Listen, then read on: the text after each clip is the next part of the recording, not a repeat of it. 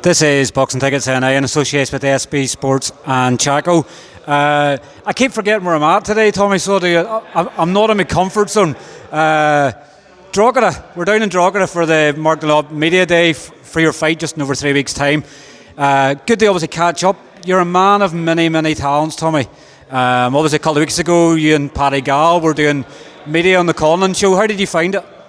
It was very good, with the best seats in the house as well. So enjoyed myself. It's definitely a laugh. Obviously my missus was watching the house and she was going, who's these two clowns on the radio? And then she realised it was you and Paddy Gall. I guess you couldn't understand some of the lingo, her being English originally. But I believe at Conlon Boxing are maybe looking at bringing these back for their next show. Yeah, well, Jamie said he'll give us a shout for the next time. So we'll see how it goes. But I'd say me and Paddy just having a laugh, and I think some people might not understood because we kept it authentic, pure Belfast. But it was a Belfast show, part of Belfast feel. So next time we'll probably be a wee bit more professional. But I think people love you the way you are. You know, like you might as well keep things local, give it to people that's been in the ring and fought, rather than sometimes people don't have a clue sometimes what boxing's all about. So he's had a good laugh. I think more than anything, Paddy Gall was struggling with names. Like, how could Paddy Gall struggle with Irish names? I don't know. He kept calling Ruan Pharrell Williams. I was calling. I didn't want to, because we're on air, I didn't want to try and correct him. But I kept saying it, Farrell's looking good. And he's going, yeah, Pharrell. And I was going, yeah, well, Farrell's gone into jail. But I thought he would have picked it up, but I don't think it was till the last round. He went, oh, excuse me, I think I'm saying his name wrong. But Paddy's nuts, as everybody knows. So. Yes, and obviously, not only you've done the commentary career, I guess you're sort of in your midlife crisis in your 30s. You've taken up comedy now as well, and you've done a couple of gigs.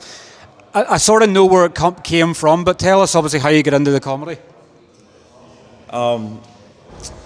Just want to say, one was not in a midlife crisis. I'm fucking just dabbling, spread my wings, and I'm planning on living a long life. So, my midlife will not be till 50, because I'm planning on living to 100. But what happened was, I was just on a podcast and with Tyrone McKenna and Sean Haggerty, who's a stand-up from Lurgan, and he asked me, like, is boxing, is that just the main aim, or do you want to do anything else with your life? And I says, I want to do everything. I don't want to just put myself in one box, because I know that I'm more than a boxer. So I want to do music, acting, or even if stand-up was going, I want to try it. And he says, well, if you're serious about the stand-up, I'll get you a start. And then he was running a show up in Coal Island. He says, do you want to come and do 5 minutes? He says, I will go up and see West 6. So I went up, done my 5 minutes, and it went brilliant. And Paddy McDonald was headlining it. He says, Tommy, that was fantastic. Do you want to do the fill? So Paddy's kind of took me under his wing. So we done, because he was headlining the fill as well, so we done the fill. And then he brought me up, we done Derry fill. And we're going to go on the road and all here. So it's just snowballing, just natural. Like, I'm not, I've never went through my young years and I'd want to be a stand-up comedian, but it just happened, and kind of it's just naturally happened, and I'm naturally progressed now. So take it as it comes. I guess everybody sometimes thinks they're funny, but obviously, everybody always goes, oh, I've got a funny joke, and then they leave bits out of it. I actually asked Tyrone McKenna, because Tyrone was out, I think Cookstown or something, I think he's out for a show, and I says, microphone, and I said to Tyrone, is he any good? Is he decent? Because sometimes people go, oh, brilliant, when it's the total opposite. But he says you were really, really funny. So it's not very often Tyrone McKenna will give you a compliment, but he says you're actually really good. Yeah, well, see, people think that they're funny, like as you say.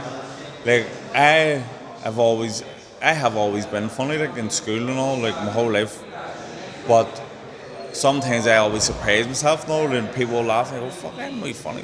And Tyrone has always said to me, Tommy, you are funny, like, you are, like, you need to stop being so serious sometimes in interviews now, because you're one of the funniest people I know. But every time, we were doing like things like promoting the fight and all. He says you're always so serious. People need to see like the real you. So and then years ago there was Irish boxing were doing a thing, like a questionnaire, and one of the questions was who's the funniest man in Irish boxing, and loads of people voted for me, and I was going fuck. No kind of took me by surprise. And then even then when I done a stand up, I was going, are people gonna find this funny? I don't know. And then everyone was in stitches, so I was like, I'm still getting pleasantly surprised. But I think that's just my kind of humble thinking. Like I don't want to go, I'm funny as fuck. Here, give me a microphone and everyone's gonna laugh. And they don't. Then that would be hard for me to take. So I always go in and go, right, I hope people laugh, and I'm always living in hope. What sort of, because there's obviously so many ways of comedy nowadays. What sort of style is your comedy? Sometimes people have like a dad jokes. Sometimes people are obviously saying stories about current affairs, what's going on in the world. What sort of style is your jokes on? Mine is just storytelling, but about my own experiences. I think that's the best way to do it, because you can't, that way, if I'm talking about myself, then I can't steal anybody else's jokes. Like there's loads of people, comics don't watch stand-up because they might accidentally steal somebody's joke, but if I'm just talking about myself and what I'm going through and what I'm experiencing, like they can't be copied or can't be imitated or duplicated, so that's my style. I think sometimes I can sort of, I know where you're coming from there. I think I'd actually resat my English GCSE, and I went online and just copied some American one for it, and I handed it in, and they knew straight away it was fake. So they got me go and sit in a room for an hour and read something out on something that happened in my life. And they said they could then feel the personality in it, and obviously that's where your jokes, your personality comes through it, because people can, that is Tommy, that's definitely Tommy, that's Tommy. Yeah, and like the human experience is, everyone kind of goes through the same thing. It's all unique to each person, but everything's relatable. So when I'm talking about what's happening in my life, my unique perspective, but everyone in the room can relate to it. So I think that's why it's been connecting and going so well, and that's why like Paddy has been bringing me to places outside of Belfast, because he's like, this'll travel well. So we're going to England in November as well to do it, because it's like universal comedy kind of. Well, I guess you're well known from obviously boxing, so obviously it's going to be easily transferable across. Speaking of boxing, obviously you're back in 3 weeks' time. We're not just doing a Tommy McCarthy comedy sketch, but obviously you're back in action in 3 weeks' time. Obviously you've had one obviously since the Chris Billum-Smith defeat. Do you sort of now look at that in the rear view mirror? I know Chris Billum-Smith's been back in action and just keeps seeming to defy the odds. I probably thought he was going to lose.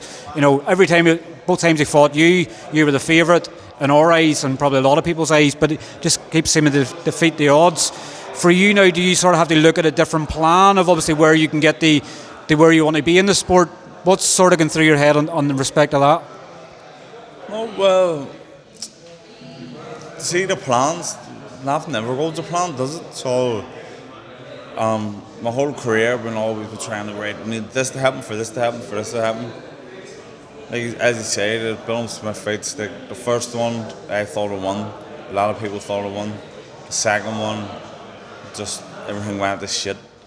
So, it's like, I'm not even thinking about plans. I'll do my part, I'll be ready and train, and then just take it as it comes, and let Mark, who is the best manager in boxing, let him sort everything out, let him worry about the plans, because you can't foresee what's going to happen. So I'll just take it as it comes. You're coming up now 4 years, obviously been managed by Mark as well. Like, I guess you went through a period where obviously you were in the wilderness, you were nearly a year out of the ring. Like, what Mark's done for you in 4 years. I know he bribes us all the time with things, but what he's done for you, is what he's done for everybody. He's a magic man that gets things done. And that's probably your belief that he's the best manager out there, because he's been able to get fights for you that other people couldn't. Well, it's not just me. Like, what he done with James Tennyson, Paul Halen. Unbelievable just to get there. And if you look now, he's got a big heavyweight from Scotland, Nick. and he, in 5 fights, he's signed with SB Sports, and he's Scottish champion. So, Mark, that's just what he does. With me, in 4 years, I've won a WBC, international title, European title, defended it, fighting Eddie Hearn's back garden, headline in Italy. He's done so much for me. And anyone who he's worked with, he's just, took their career to heights that other people couldn't have thought they would have reached. Like that, as you said, I was in the wilderness for a wee while, and people kind of thought, he's never going to do it. People were writing me off, and literally within the first year of being with Mark, if I could end up winning the title, and that's why I'm not even worried now about rebuilding here, because here Mark's got me a hard fight on the 24th, and we're on TG Car, you know what I mean? And it's terrestrial, worldwide television, nationwide and worldwide, and he knows where he's at, so everything will be alright. You're obviously your opponent, it's Latvian. He's obviously fought Bolotniks and Serge Michel, so he comes with good character. He's obviously won the distance with him as well, so probably rather than having a rebuild and it being an easy rebuild to going through the motions, this guy's coming to test you, and he's probably coming to try and knock your head off. Yeah, this guy's coming, like, a win against me because of the way my career went under Mark and what I've won. That'll just set him in the, bigger fights and bigger paydays and stuff for himself. As you say, he went the distance with Bolotniks twice. He's only after winning like a prize fighter thing over in Latvia, and he took your man EU champion the distance. So he's here to try and better his career, and he's full ambition and all. So it's a tough fight, but there's no easy road to the top. You can navigate it, and like Mark can navigate it. As we were just talking about, with the best plans, but there's no easy fights to get there, because to be a champion, you have to beat everyone. I guess that's boxing nowadays as well, isn't it? Obviously, you've left Pete Taylor now, and obviously you're being trained by Dan Boyle. How's things been going? Dan looks as if he's giving you a good beasting session. Yeah, Dan's doing the business. Dan, as I've been saying, is full ambition. He wants me to be a champion.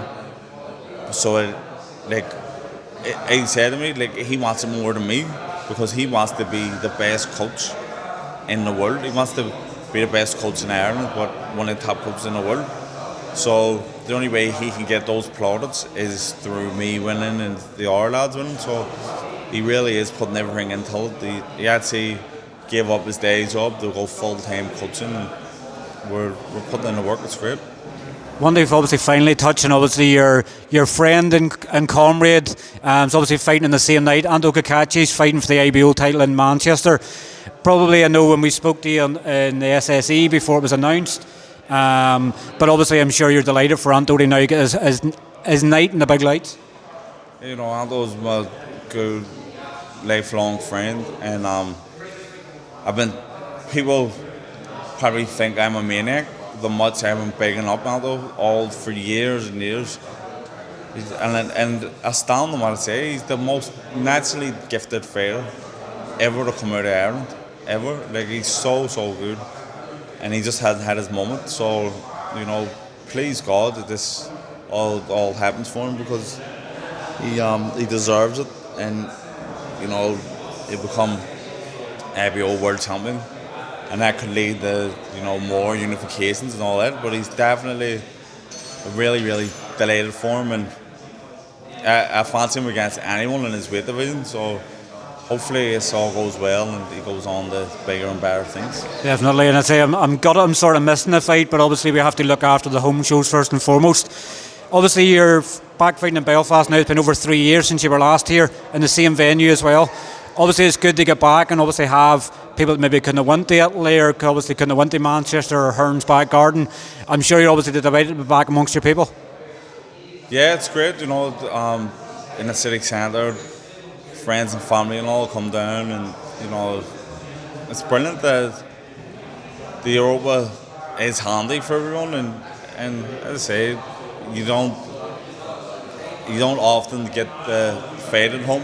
Well, I haven't in my whole career, so I'm buzzing. Right. Well, listen, thanks very much for your time, and I'm sure we'll obviously catch up here in Fight Week. All right, thanks very much. See you out there.